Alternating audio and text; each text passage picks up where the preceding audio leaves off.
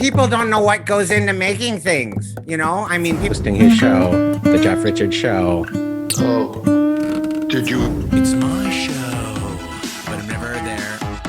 It's my... Then do Chris Rock. Right. But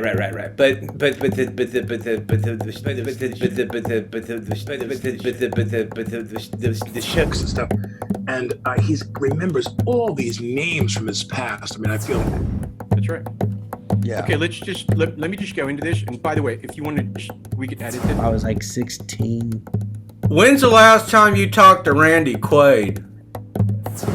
Guys, welcome to the Jeff Richards Show. My name is Jason Tebow. My friends call me the T, but that includes you. Now, you were just asking me, Patrick, it's good to see you. I love being in the studio, you know, it's amazing, you know. I love the temperature control. So I went into stand-up comedy.